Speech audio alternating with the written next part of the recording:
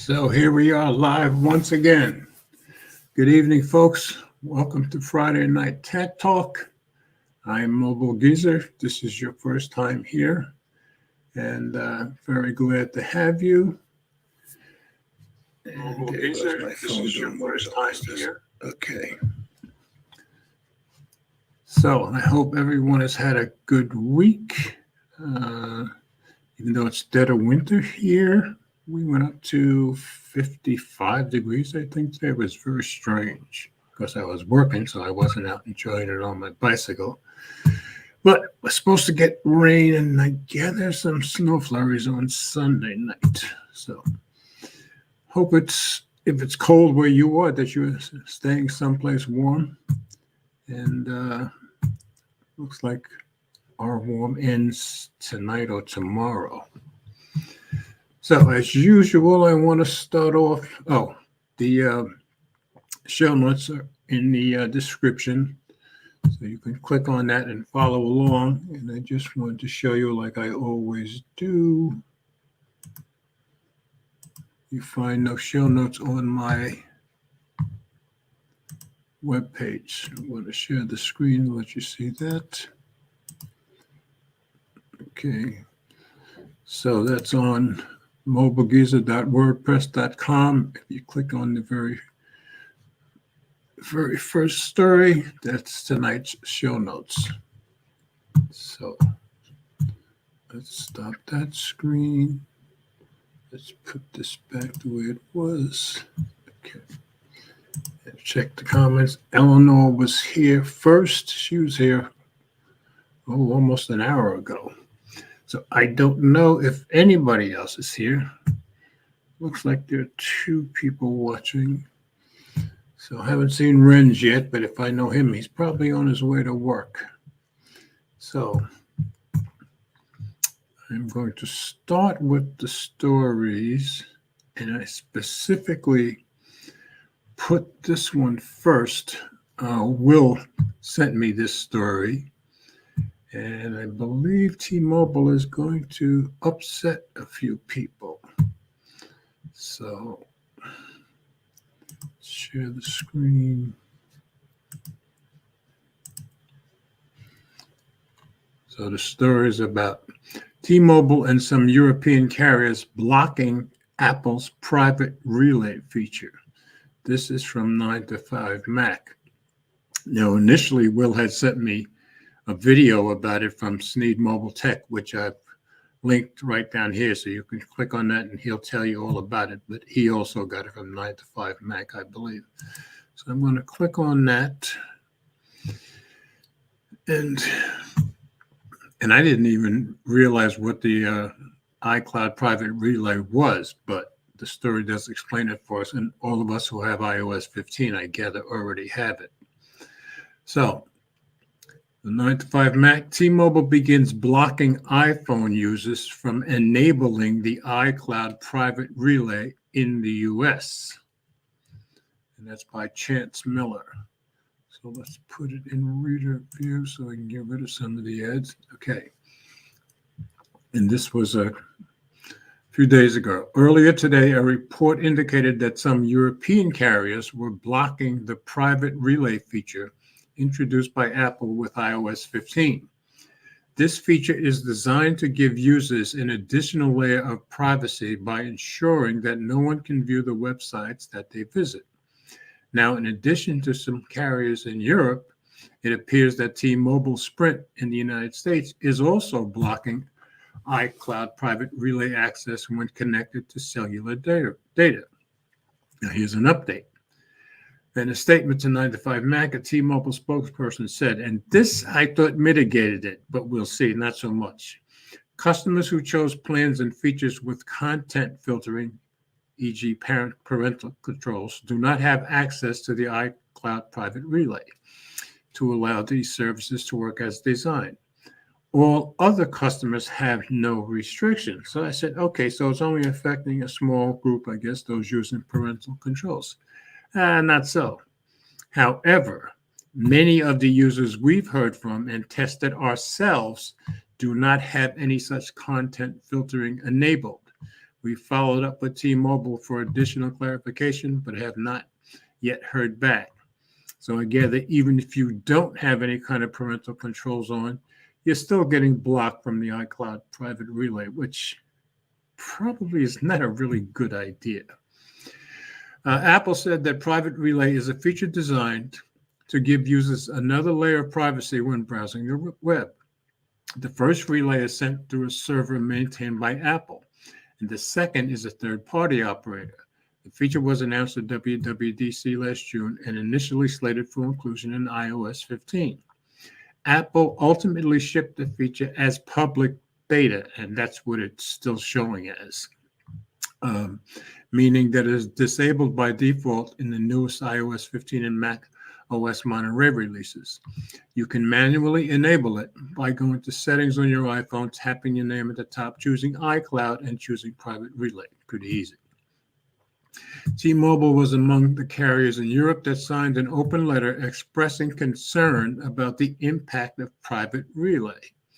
The carriers wrote that the feature cuts off networks and servers from accessing, get this, vital network data and metadata, and could impact operators' ability to efficiently manage telecommunication networks. In other words, they can't target you as much as they want. That's what it sounds like to me. In the UK, carriers include T-Mobile, EE, and others have already started blocking private relay usage when connected to cellular data. 9to5Mac has also now confirmed that T-Mobile is extending this policy to the United States.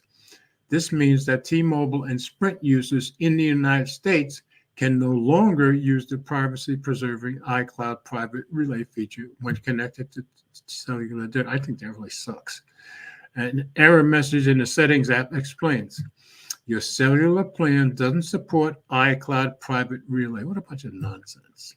With private relay turned off, this network can monitor your internet activity, and that's the whole idea, isn't it? And your IP address is not hidden from known trackers or websites, which is exactly what they want. The change does not appear to be network-wide just yet, but rather it appears T-Mobile is in the process of rolling it out. This means that some users might still be able to use iCloud Private Relay when connected to the cellular network, at least for now. The situation could also vary based on your location or plan. Apple has yet to comment on the situation, but it is worrisome to see that carriers like T-Mobile interfering with system-level iOS features. I agree. There's likely not much Apple can do here, but it underscores another limitation of private relay as a feature, as well as the power that carriers hold. Yeah, too much power, if you ask me. So anyway, just kind of important. I think T-Mobile is going to take a lot of heat for this. And I wouldn't be surprised if at some point they backed off it. At least I hope they do. Anyway, just thought you all should know about that. So T-Mobile not being so nice to its users. So let's stop screen. Okay, Brian's in here. Welcome, brother. Glad to have you here. He's running for his bus. Okay, he's doing it. My help. He'll be back. Okay. So I wanted to do that story first in particular, because in my opinion, the next story is a little more important, at least as far as security. So I purposely put this story second, even though the first story did touch on security. So this one is on CNET. I'm going to share. Okay. And QR code scams are on the rise. Here's how to avoid getting duped. Cyber criminals are increasingly using malicious QR codes to trick consumers, by Bree Fowler. So let's put it in reader view. You see QR codes just about everywhere these days. The square barcodes show up everywhere. Real estate listings, TV ads, social media posts touting what look like great deals on must-have items. The pandemic fueled a surge in the use of QR codes. Boy, didn't it? Seeking to cut down on possible transmission, restaurants replace physical menus available to all customers with online versions, accessible on your own personal phone. Yeah, they all did. Scan that little square and you'll find out what the house special is. Become a home entertainment expert. Oh, no, don't want that one. Cyber criminals quickly took note and are starting to exploit the technology's undeniable convenience. Scammers are creating their own malicious QR codes designed to dupe unwitting customers into handing over their banking or personal information. So it says, think before you scan that code. I like the mask. It just looks cool. Wouldn't it be nice if they actually gave us one that looked like that? Anytime new technology comes out, cyber criminals try to find a way to exploit it, said Angel Grant, Vice President of Security at F5, an app security company. That's especially true with tech like QR codes, which people know how to use but might not know how they work. It's easier to manipulate people if they don't understand it. QR codes, the abbreviation stands for Quick Response, were invented in Japan in the 1990s. They were first used by the automotive industry to manage production, but have spread everywhere. Websites and apps have cropped up that let you make your own. Didn't know that.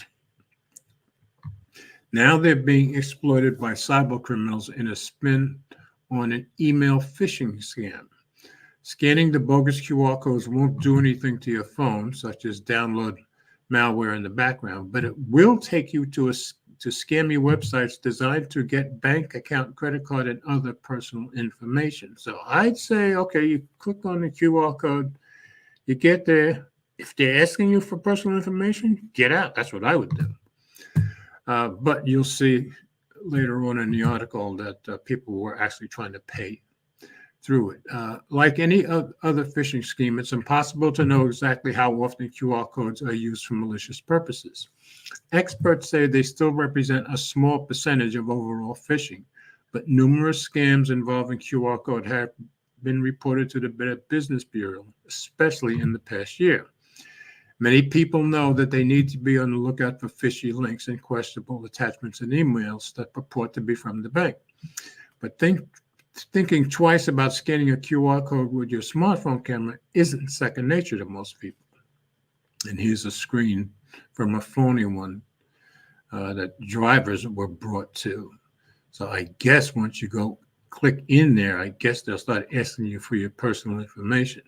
It says a screenshot of the scam website drivers were led to when they used their phones to scan malicious QR code stickers on parking meters in Austin, Texas. Taking advantage of unsuspecting motorists might have been behind the nearly 30 malicious QR code stickers recently found on parking meters in Austin, Texas, which uses QR code technology to let drivers pay for parking online. So, see, they did have a valid reason. They're paying for their parking, but this is not good. Instead of being taken to the city's authorized website or app, however, motorists who scan this scam stickers were led to a fake website that collected their credit card information. And of course, if you're trying to pay for your parking, you want to do that. Police don't know how many people were duped. The department encourages anyone who thinks they may have had their credit card information stolen by the fake website to contact them. Austin isn't the only city to experience bogus QR code scams. Officials in San Antonio, Texas, about 80 miles away, issued a warning after spotting similar stickers connected to a fake parking payment website. QR codes take people from the physical world to the online one. That's why it makes sense to use them in scam stickers, as well as paper junk mail, said Brad Haas, a cyber threat intelligence analyst for Cofense, an email security company. It gets people online that weren't already. Haas says that scam QR codes are also starting to show up in phishing emails and online ads, a tactic that leaves him scratching his head. Me too. There's really no reason for someone to pull out their phone and scan a QR code that's in an email they're already looking at on their laptop. That's true. After all, the recipient is already online with their laptop. Why would a legitimate sender want them to be connected with a second device? For that reason, Consumers should regard any email containing a QR code with suspicion, he says. Still, the phony codes show up in phishing emails, though not as often as tried and true tactics like attachments containing viruses or links to scam websites. Cofense recently spotted a phishing scam targeting German speakers that included a QR code in an attempt to lure mobile banking users. So that's what that looked like. And they actually changed the QR code just so you can't scan it, just in case. See, it's been altered. Hackers may like using QR codes in phishing emails because they aren't often picked up by security software, giving them a better chance to reach their intended targets than attachments or bad links, says Aaron Asari, Vice President for Cloud Security at the antivirus Trend Micro. Even if the success rate is lower, it's a lot easier to send out millions of phishing emails than it is to physically place stickers on parking meters and bus stops. What it boils down to is that QR codes are just one more way for cyber criminals to get what they want, and yet another threat people need to be on the lookout for. So I'm going to guess this is going to be spreading more. So I just wanted to bring it to everybody's attention. There are so many ways for you to be compromised these days, as Sari said, but it only takes one. Think before you scan. Be especially aware of codes posted in public places, like on parking meters. Take a good look. Is it a sticker or part of a bigger sign or display? If the code doesn't look like it fits in with the background, ask for a paper copy of the document you're trying to access or type in the URL manually. When you do scan a QR code, take a good look at the website. Yeah, because you get to the website, nothing's happened yet. Take a good look at the website it led you to. Does it look like you expected it would? If it asks for login or banking information that doesn't seem needed, don't hand it over. Yep. Codes embedded in emails are almost always a bad idea. Take Haas's advice and skip these entirely. The same goes for codes you receive in unsolicited paper junk mail, such as those offering help with debt consolidation. Yeah. Preview the code URL. Many smartphone cameras, including iPhones running the latest version of iOS, will give you a preview of a code's URL as you start to scan it. If the URL looks strange, you might want to move on. Better yet, Ansari recommends using a secure scanner app, which is designed to spot malicious links before your phone opens them. His company, Trend Micro, offers one, as do some of the other big antivirus companies. But stick to the well-known security companies, he says. Malicious QR scanning apps designed to scrape user information have made it into the app stores in the past. And use a password manager. As with all kinds of phishing, if a QR code takes you to an especially convincing fake website, a password manager will still know the difference and won't autofill your passwords.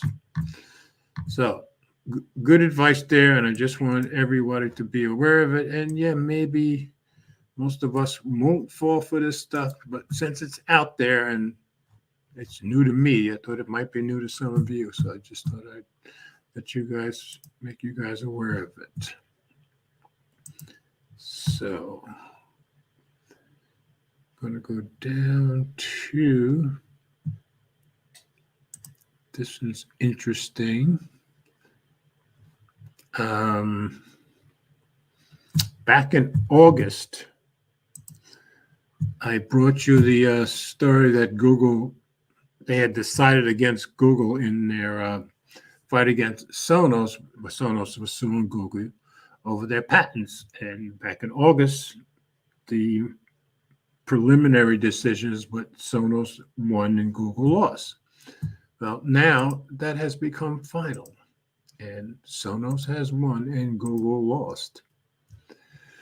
So this was now this story was maybe 10 different sites. I chose this one from BBC News because it seemed to explain it the most simplest and straightforward. So Google loses Sonos smart speakers patent fight. And this is from last Friday. So let's put it in review. Okay. Smart speaker firm Sonos has won a major legal battle against Google over patents it said the firm had infringed. The decision means that Google's smart speakers and other smart home tech that uses the offending systems cannot be imported to the United States. Sonos contends that Google will have to degrade its speakers if it refuses to pay Sonos a licensing fee. That's what I think they should do. But the tech giant says it has already devised workarounds to prevent any interruptions. Google says it disagrees with the ruling by the U.S. International Trade Commission and will continue to defend ourselves against Sonos's frivolous claims about our partnership and intellectual property.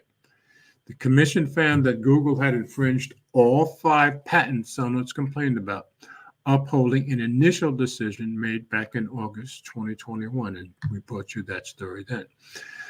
The patents relate to multiple room speakers and how they synchronize to play music at the same volume across multiple rooms or zones in a home. Multiple room audio was Sonos' standout feature when it first launched, winning the fledgling company an innovation award at the CES tech shows in 2005. Yeah, Google didn't have that then. Sonos chief legal officer Eddie Lazarus said in a statement that the features affected by the U.S. ruling include the setup for controlling home audio systems, the synchronization of multiple speakers, the independent volume control of different speakers, and the stereo pairing of speakers. There is a possibility that Google will be able to degrade or eliminate product features in a way that circumvents the importation ban, something he argued would sacrifice consumer experience while still infringing patents and racking up damages. Alternatively, Google can, as other companies have already done, pay a fair royalty for the technologies it has misappropriated. However, Google pointed to tweaked designs that it had put forward during the legal battle, which avoided using Sonos' patents, and said the Trade Commission had not taken issue with the new system. Nevertheless, the Google Nest Smart Home team has published a notice that users will need to adjust each speaker individually, but you can't do them all together at the same time, rather than all at once, and will no longer be able to change your speaker group volume using your phone's physical volume button. A small number of users may also need to use a special app to complete setup. While we disagree with today's decision, we appreciate that the International Trade Commission has approved our modified designs, and we do not expect any impact to our ability to import or sell our products. I guess we'll see at the end of 60 days. Google said it would seek further review. The Trade Commission ruling has a 60-day grace period before the import ban. I'm thinking Google just ought to pay them their royalties before that 60 days is up. That's just me, though. While the ruling is subject to presidential review, Google's statement that it does not expect any disruption may suggest that its workarounds will be ready by then.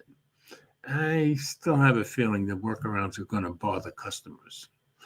Sonos and Google have been embroiled in a series of long-running battles and have come to blows over the implementation of smart assistants, such as Google Assistant in Sonos tech. There are currently a number of other active lawsuits between the two. In some of the other articles, it said the Nest speakers might be affected, Pixel phones might be affected, and Chromecast might be affected. So I guess stay tuned for the next 2 months and we'll find out. Anyway, interesting story. Okay. Oh, Brian didn't make it to the bus, I guess you mean? Okay. Sorry to hear that, Brian, but glad you're in the comments anyway. So, if you missed the story about the QR codes, go back and check it later because security-wise, it might be important. Okay. And now, the one that should excite us all. Share screen. Okay. This is from Engadget. And this is not totally official yet, but it sure looks like it. Samsung looks set to hold its Galaxy Unpacked event on February 8th, so a few weeks away. It would go on pre-order the next day and start shipping on February 24th. And that, I think, yeah, that's from Evan Blass. So that's what we expect it to look like, because he's usually right on the money. And this is by Steve Dent. So, of course, it made me think of Phil Dent, the football player, immediately, but I'm old. Going to read a review. Samsung may unveil its much anticipated and leaked Galaxy S22 at an Unpacked event on February 8th, according to South Korea's Digital Daily. We have confirmed that the event will be held on February 8th, and we are discussing the timing of invitations to be sent out at the end of January, as Samsung Electronics officials told. So they haven't sent the invitations out yet. Pre-orders are reportedly set to go live the next day on February 9th, with shipping starting on February 24th. So pretty exciting for those of us who are looking towards the S22. Samsung will likely debut 3 phones: the Galaxy S22, S22 Plus, and S22 Ultra models. According to some of the many rumors out there, all 3 devices will have very bright displays. Meanwhile, the Galaxy S22 Ultra's camera will offer what Samsung calls a super clear lens, and I have another article coming later with more about that. The primary chip could be Qualcomm Snapdragon 8 Gen 1, reportedly manufactured by Samsung. Devices outside the US may come with Samsung's Exynos 2200 chip that uses a GPU based on AMD's RDNA2 architecture and could support ray tracing. Although one of the guys who's usually pretty accurate reported that he had a rumor yesterday, it was Saki Tech, that the day before yesterday, one of his reliable leakers had said that outside the US they were going to have Exynos chips. The next day, the same guy, so no, it had changed. And he was expecting all of them around the world to get the Qualcomm. So we have to wait and see. Anyway, in America, that doesn't affect us, but it does affect a lot of other people, and a lot of other people would much rather have the Qualcomm Snapdragon chip. Numerous images of the device have already surfaced, including a shot of the Galaxy S22 Ultra posted by Evan Blass above, which is what I showed you. The event schedule and release date have yet to be confirmed, but Samsung typically schedules its flagship smartphone events around the same time each year. It'll supposedly be shown at MWC 2022 in Barcelona, by which time it should already be in buyers' hands, we can hope, if the leak proves accurate. Engadget has reached out to Samsung for confirmation. So, those of us who are excited by this Galaxy S22, I guess we can start anticipating. So, stop screen. Okay. This is going to be an early night. I can see that, unless one of the guys pops in. Okay, this one I threw in just because Droid Life thought it was worth mentioning, and of course, it's MKBHD, so of course it's worth mentioning. So I'm going to share it, and this has to do with the Pixel 6 Pro, which I have sitting right here. I love this phone, but I'm not having all the issues that all these other people are having. Eleanor's only having an issue on her Pixel 6 with her fingerprint, but none of this other stuff. And Jay Williams did do a video the other day. He has both the Pixel 6 and Pro. Now, for me, since the November update, the fingerprint has gotten a lot more reliable. Let's see if I can back that up. See? But Elmo's having more problems with her Pixel 6, and that's what Jay Williams said. He has more problems with his Pixel 6 than his Pro. But other than that, neither she or I were having a lot of problems with the Pixel 6s. But I gather MKBHD, it was getting worse. So I'm going to share screen. And even MKBHD says he's done with the Pixel 6 Pro. Elmo, I always call him Marquez, so it's the same guy. The Pixel 6 Pro, the Pixel 6 lineup is in a tough spot. Currently, the majority of owners are waiting on the December and January patch that should also bring with it the feature drop that was supposed to arrive last month. Let me put this in reader view. Okay. As we now know, there was a bug in that update, so Google postponed it for later this month.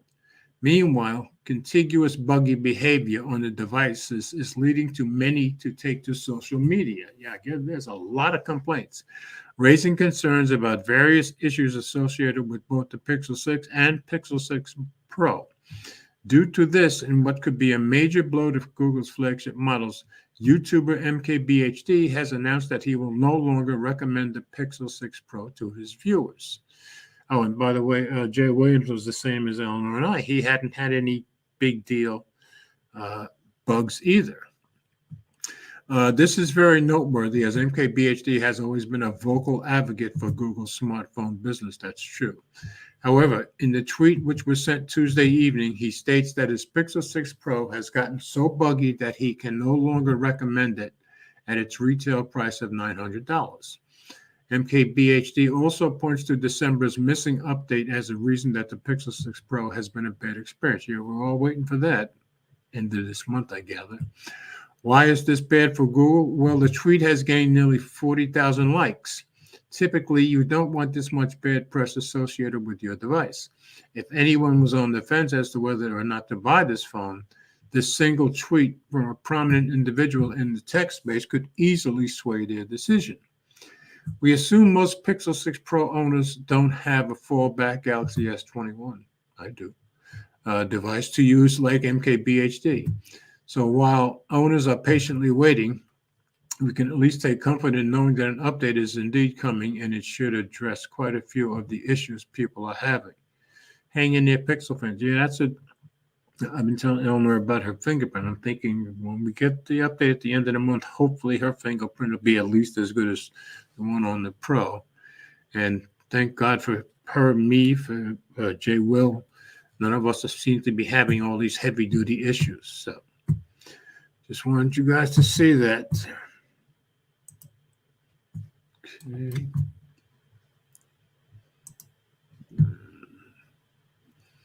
Coming on down. Now, this is not about the Pixel. This is about all of Android 12. And I can understand why. I'm going to pull it up. Okay, this was on The Verge. Google's Android 12 update has been the rockiest in years. That's true, I guess. There are some unique complicating factors this year, but it's the same old Android, the good and the bad, by Allison Johnson. So let's put it in reader. Okay. Android 12. Let me take a quick drink here.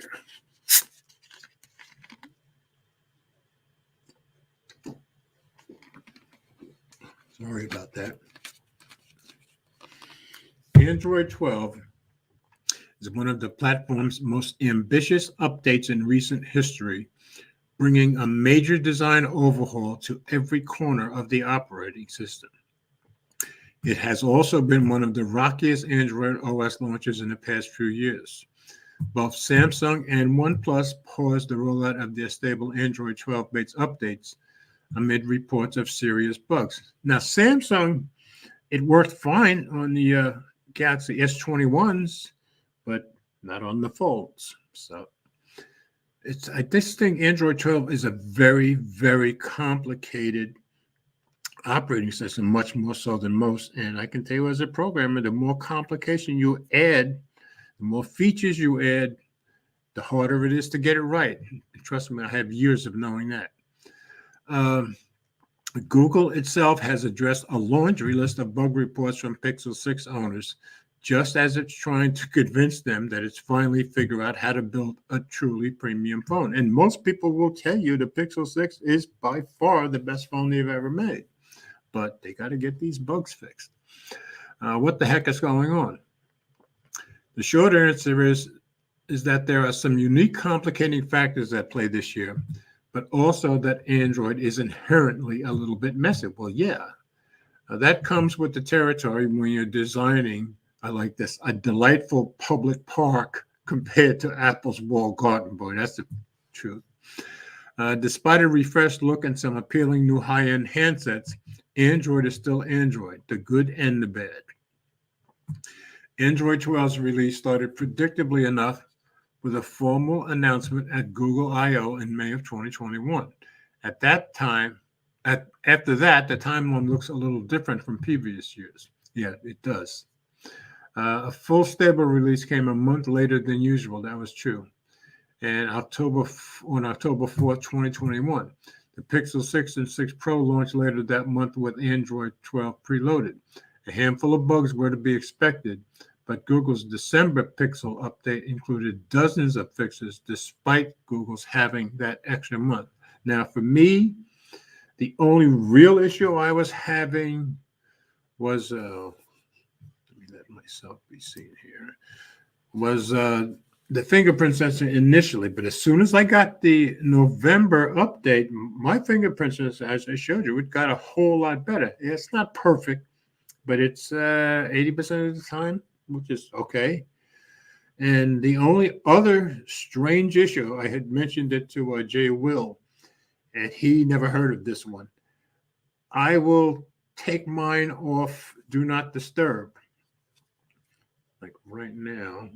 No. Why didn't I use the fingerprint sensor, you silly man? Okay. Right now, you can see I have it on Do Not Disturb. But I turn it off, and about once or twice a day, all of a sudden, Do Not Disturb is back on. I have no idea why. Jay Wilson, wow, I hadn't heard of that before, but this happens to me about once or twice a day. It's not terribly annoying, but it's just very weird. So that's the only issue that I've had. So let me go back to the article. Even worse, the December patch itself proved problematic, as some Pixel 6 owners complained about network connection problems worsened by the update. Google halted the update, and it later removed it from its archive to prevent manual downloads. Yeah, I'm glad I didn't quite get that download. I was looking for it too.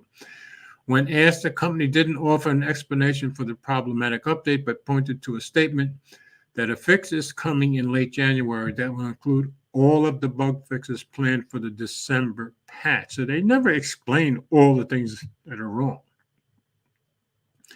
I just think it's a very complicated release, very complicated. And it seems like Samsung got it right with the S21s, but with the foldables, of course, that would be more complicated, and that was a problem. Google's not alone in having trouble with its new OS. Samsung users in South Korea reported serious problems with the Fold 3 and Flip 3 devices after installing the One UI Android 12 stable release, including flickering displays and bricked phones. And I got it on my S21 Ultra right away, and it was great. But I have yet to get it on my Z Flip, and it's supposedly been slowly releasing here in America for the last week or so. I haven't seen it yet. Anyway, hopefully they have it right. Samsung acknowledged the problem and responded initially by releasing a fourth beta version of the software to fix bugs introduced by the stable release. OnePlus's stable release wasn't so stable either. Its Android 12 skin was so buggy that the company paused its release, like Google, after it was widely criticized. In a brief statement, OnePlus explained that the fact this release marked the company's attempt to integrate its Oxygen OS and ColorOS code bases into the same build led to the software experience not being smooth. Yeah, can you imagine trying to combine Oxygen OS, ColorOS, and this very complicated Android 12 all at once? That's tough stuff. And that its software team collected the community's feedback and released a new build of Oxygen OS 12 within a week to deliver a better user experience. In each case, these stable releases were anything but, and none of these companies offered much detail about what went wrong. To try and figure out what the heck is going on, we talked to Michel Rahman, former editor-in-chief of XDA Developers, who's well known for digging into Android code bases and discovering Google secrets. Speaking to the Pixel 6 bugs in particular, Rahman guesses that it has a lot to do with the unusually large size of the update. And I agree, that makes it very complicated. Many people have called it, myself included, the biggest OS update to Android since Android 5 Lollipop. And that was many years ago. There are just so many massive changes to the interface and to feature set. And this is true, I don't care what kind of programming you do. In the past, 20, 25 years ago, when I would write a program that was 20,000 lines, I could get it right, maybe testing it a couple of days. When I would write a program with 5,000 lines, well, that took a lot longer to get all the bugs out. So that's the way it is with programming. He also suggests that Google's commitment to issue a new Android update every year can make things worse when it's trying to do so much, and the self-imposed one-year development cycle doesn't leave much wiggle room in the timeline, that's for sure. They started immediately after Android 11 was released to the public, and they have a hard cutoff date. After that, they just focus on fixing bugs. Delay any longer, and they'd risk bumping into next year's development. Yes, they would. This kind of complication, you're running right all the way to the following year. It's possible that the attempt to bring timely Android updates to non-Google devices wound up backfiring. Android phone owners have been asking for faster updates for a long time. Outside of Google's Pixel phones and pricey flagships, many devices face long waits for OS updates. Sure enough, the updates have come faster this year.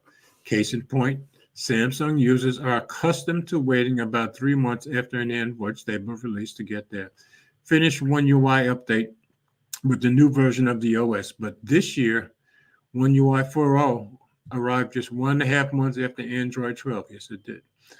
But the way things have gone this year, many users would likely have opted for a slow and stable update rather than a fast one riddled with bugs. But the S21 Ultra wasn't riddled with bugs. OnePlus, by its own admission, faced unique complications as it attempted to merge Oppo's ColorOS, OxygenOS at the same time incorporated Android 12 changes. That's a tough ask. That's a recipe for both. Let me get a drink.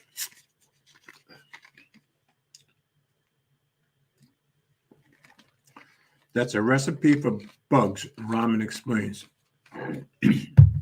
Devices that are upgrading from Android 11 with OxygenOS 11 to OxygenOS 12 are having a lot of settings and features being migrated. To illustrate the problem, he describes a bug that some Realme device owners have encountered. Users who restore settings from an old Android phone when setting up a Realme device would sometimes find the nightlight setting constantly enabled on their new phone. That's aggravating. This happened because of a mismatch between Realme and Google's open source implementations of nightlight. OxygenOS 12, he suspects, suffered from similar issues. It's those kinds of bugs that are plaguing this update. While it's still hard to understand how an update as buggy as OnePlus's initial OxygenOS 12 release earned a stable designation, it makes a little more sense when you account for the huge challenge of merging two code bases. While all of these factors likely contributed to an unusually troubled release, the underlying problem is a familiar one.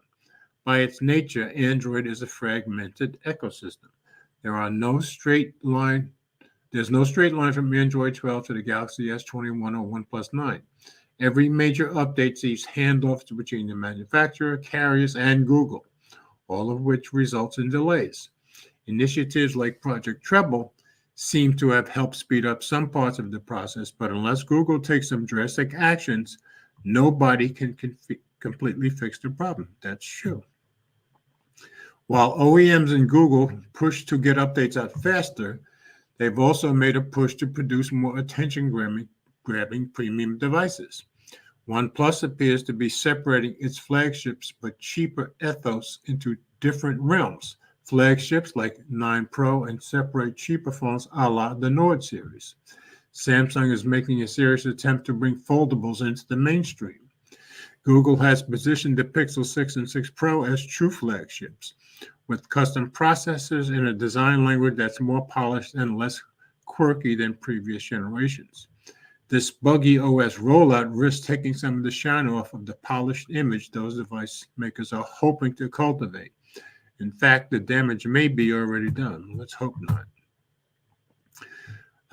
It's a shame because they've succeeded with the hardware. I agree. The Pixel 6 and 6 Pro are two of the best phones Google has ever made. Yep. OnePlus's ambition to create a true flagship competitor has resulted in a refined product that's the genuine article. I don't have one, so you can follow Walter Tech. He keeps track of everything OnePlus. And this time around, Samsung seems to have succeeded in making a foldable phone that has captured the attention of more than just geeks. I love my Z Flip. But behind the glossy hardware, the software experience can still be uneven at times. That's easier to forgive on a mid-range or budget phone, but tough to stomach for a premium device. It's unlikely, though, that this unusually troubled release will sway significant numbers of people to bail on Android. As painful as some of these bugs have been, they're probably not enough to push users over the hurdles of jumping ship to Apple. Raman thinks that in most cases, the ecosystem lock-in is too strong. You'd lose out on so many apps and services that you pay for. If you have other devices that interact with your smartphone, you'd lose access to that, or that access would be diminished in some way. I don't see it as a significant factor convincing people to turn away from a particular device. I agree. Those barriers exist on Apple's side of the world, of course.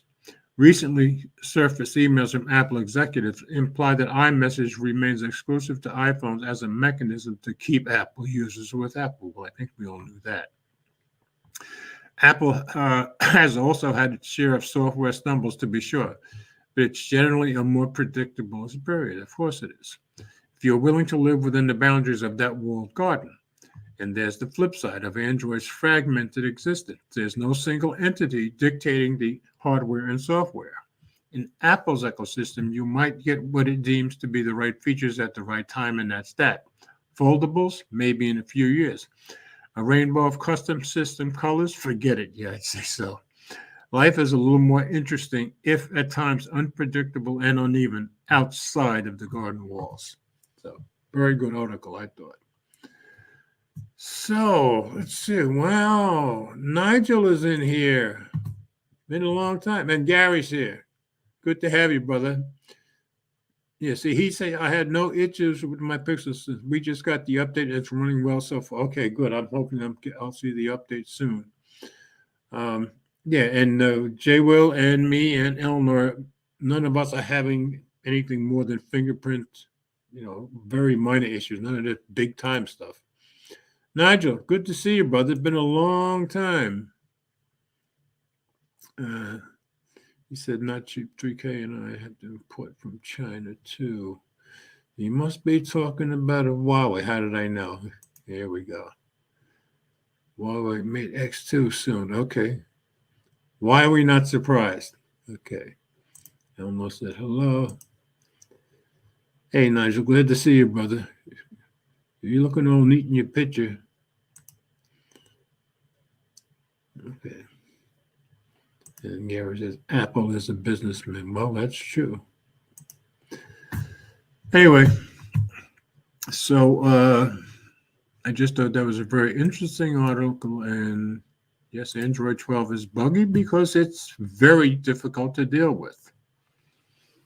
So let me take one more swig of this Sprite.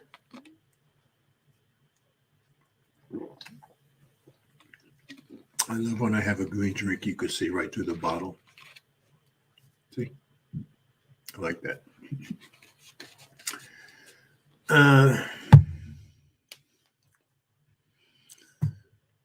Brian's asking, can you side load?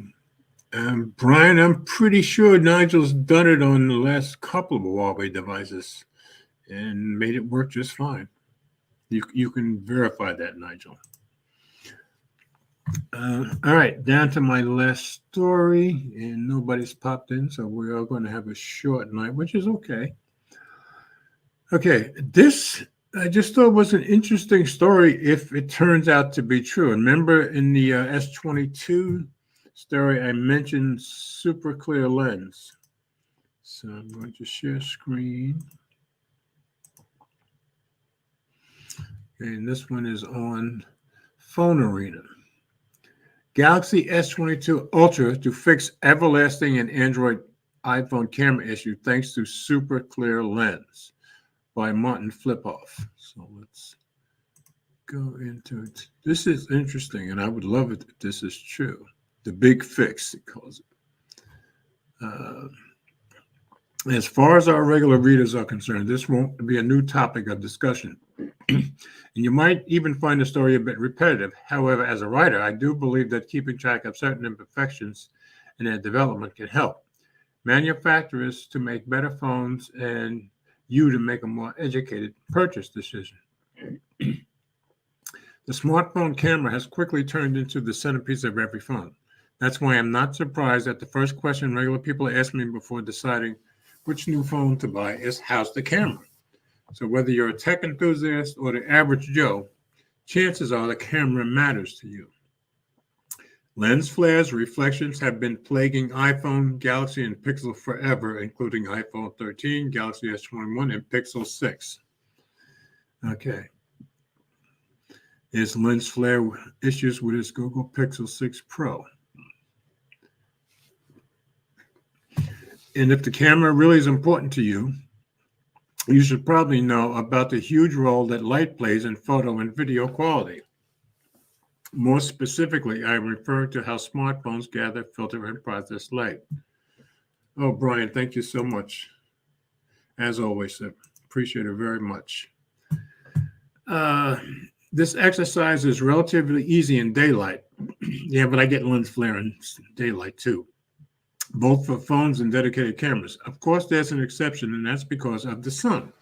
When you take a photo in direct sunlight, the phone will usually have difficulty balancing the bright background and the subject that stands in front. Chances are one of the two will end up underexposed or overexposed. However, even without a subject in the foreground, shooting against the sun is still a big challenge for phones, which usually feature plastic lens elements that aren't great at dealing with lens flares. For ages, this has been the story with virtually every modern phone. Even the latest and greatest flagships from Apple, Samsung, and Google can quickly fall apart in challenging lighting scenarios. We've talked about the iPhone's flare gate several times, but the truth is that even my Google Pixel 6 Pro starts to tap out when I take a photo with the presence of bright light sources. In fact, the Pixel is arguably worse than the iPhone now. He's going to give us plenty of examples. The ironic part is that Pixels are known to have some of the best HDR, right? Well, not anymore. Yeah, Brian says lots of lens flares on the Pixel 6 series. Yep. So he's showing examples now. Galaxy S22 Ultra, will a super clear lens bring super clear improvements? So here's the Z Flip 3. You can see the lens flare here. Here's the iPhone 13 Pro. Better, but they both still have lens flare. But yeah, it's better than Z Flip 3. I still love my Z Flip 3. Galaxy Z Flip 3 featuring Corning's super clear glass doesn't seem to be dealing with the annoying lens flaring issue when compared to the Galaxy S21 series or iPhone 13 Pro, which don't feature any special hardware. Photos courtesy of Danielson and Danny Wingett. Okay, I know Danny. Computational photography is impressive, but it turns out that software can only go that far. Some things will require manufacturers to make hardware level changes in order to improve the photography on future flagships. and it seems like Samsung is finally trying to take steps in that direction. Super clear lens, that's what's room to come, at least to the main camera of the upcoming Galaxy S22 Ultra flagship from the South Korean company. That information was leaked by YouTuber Zarab Khan and corroborated by serial leaker Ice Universe. He's another pretty defendable. The interesting bit here is that the upcoming Galaxy S22 Ultra camera feature isn't exactly new to Samsung's flagships, at least not entirely. Both the Z Fold 3 and Z Flip 3 from 2021 feature something called super clear glass. Yes, that's right, not lens, but glass. The options here are two. We're either talking about the same thing and something has gotten lost in translation during the leaking process, or Samsung's decided that the new outer glass camera element on the camera's foldable needs to be aided by an actual glass lens element. Well, currently we don't have much to work with as far as the Galaxy S22 Ultra is concerned. I do have some thoughts on how effective the Corning-made super clear glass on the Fold 3 and Fold 3's main camera currently is. As you can see from the samples above, whatever the super clear glass on the Galaxy Z Flip is supposed to do, it's not working. That's very clear. It's clearly inferior to the iPhone 13 Pro when it comes to dealing with light reflections in video, which isn't surprising at all, as Apple's device is known as the king of video HDR. However, even in photos, the Galaxy is as bad as the iPhone at most, if not worse. Furthermore, when compared to the S21 and S21 Ultra, the Z Flip doesn't show any improvement when it comes to lens flares. In fact, oftentimes the S21 series will take a more balanced photo, that's true, despite not featuring the super clear glass, albeit with the presence now. Here's some pictures to show you what he's talking about. Now, this Zeiss T coating is Vivo's holding the key to Apple. Samsung and Google's future camera success. So I gather this is Vivo's take on night mode, and this is, I don't know which one. I think some of the other ones show us. Let's see.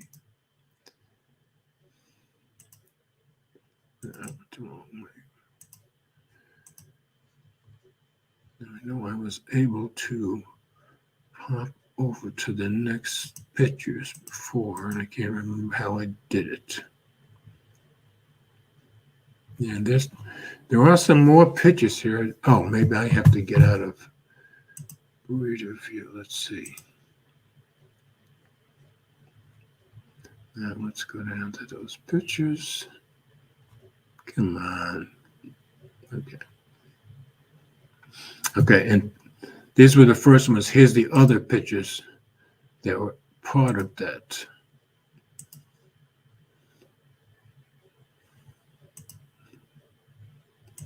Why are you not changing? Don't get it. There we go. All right, here's the Galaxy Z Flip 3. Here's the S21 Ultra. And neither are great, but Z Flip 3, S21 Ultra. That's better. That's for sure. Z Flip 3, iPhone 13 Pro. This is the one we've seen already. And Z Flip 3, iPhone 13 Pro. iPhone 13 Pro, way better. Okay, and this is S21, Z Flip 3. Again, S21 better. Night mode, Z Flip 3, night mode, S21 Ultra. Again, Ultra is way better. Okay, so we've seen all those. Let's close that one. Let's see if I can get down to the other pictures here. Yeah, these I thought were interesting. Here we go. All right, so I guess this is what it looks like with the Zeiss coating that he's talking about. Certainly a lot better. Let's move on here. Look at that. That's a whole lot better. Plus, I guess that's the Vivo Galaxy S21 Ultra over here. Night mode.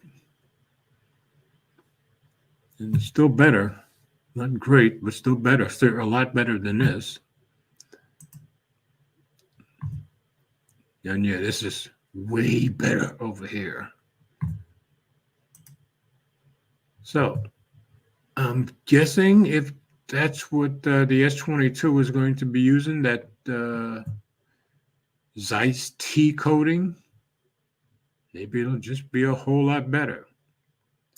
So we still don't know what the super clear lens glass on the Galaxy S22 Ultra is, but I hope Samsung is taking cues from Vivo and not prior Galaxy flagships. Vivo's latest X70 Pro Plus uses a special Zeiss coating to deal with annoying lens flares. Long story short, it works like a charm. You can take a look for yourself, whether it's the less challenging daylight scenario or the extremely difficult nighttime scenario. Yeah, it was way better. Light sources are simply not a problem for Vivo's Zeiss-coated flagship. On the other hand, the Galaxy S21, S21 Ultra, and iPhone 13 Pro are clearly struggling a lot. But the big problem here is that the lens flares don't just give you an overexposed sun, moon, or street lights. As mentioned in the beginning, the poor light management lets unnecessary light bleed into other parts of the image. That's true. Which again, as you can see, when the samples can ruin the detail, sharpness, clarity, overall exposure, color, and white balance. In other words, this matters a lot. It basically creates the perfect conditions for noise pollution in the image. That's true. And while computational photography is often good at keeping such problems at bay, it is far from perfect. We've seen a number of smartphone camera innovations in the past few years, most notably the night mode and periscope zoom camera. We've also seen several strategic partnerships that promise to elevate the photo and video performance of phones, but often fall very short. Yeah, I think they do, at least on OnePlus, when it comes to deliver any meaningful results. Now, when we have identified an apparent weak point in the smartphone camera in the face of lens flares and reflections, we are also lucky to have the solution for the problem hiding in plain sight. It would be a shame if companies like Samsung, Apple, and Google keep ignoring it. Let's cross our fingers for the Galaxy S22 Ultra, because if this phone can set the standard, many others may follow through. Finally, on a positive note, the aforementioned reliable leaker Ice Universe has said that Samsung's new Galaxy S22 Ultra phone now takes photos with much greater detail and improved HDR compared to the S21 Ultra. Let's hope part of the reason for that is the new super clear lens. So let's hope. So now, of course, I'm thinking if this really is going to get rid of the lens flare or make it that much better, well, as soon as they do the presentation, I would think they'd be showing that. So let's take a look over here at the comments. Oh, Renz. Oh, sorry you're feeling bad, Renz. I hope you feel better quickly. I hope you have a wonderful weekend too, sir. We'll all be praying for you. Anyway, I will probably, and that's the end of my stories. I will probably go back and pull out this one story. Share that again.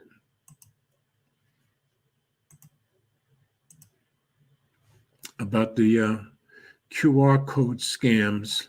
So after probably tomorrow sometime, I will pull out and just make a quick short video just so people that will see this QR code scams are out there and probably going to get bigger is my guess. So anybody who wants to go back and watch the replay can see what that story said, or go into the show notes and just click on that story. But anytime I think it's something that may threaten our security, I think I should highlight it. So I'll probably stick it out there either tomorrow or Sunday by itself. So that's today's show, folks. None of the other guys came in. I guess everybody's busy. Renz, I really hope you feel well. It was really great to see Nigel in here. So yeah, he's been busy getting his new flat and reconfigured. Cool. So looking good in your picture, brother. Well, thank you, Brian. As always, you guys are very, very much appreciated. So hopefully I'll see you all next Friday for Friday Night Tech Talk. I hope everybody has a very blessed and wonderful weekend. And Renz, you get better. That's an order from the old fort. All right, guys. Thanks for coming in. And I will see you next week.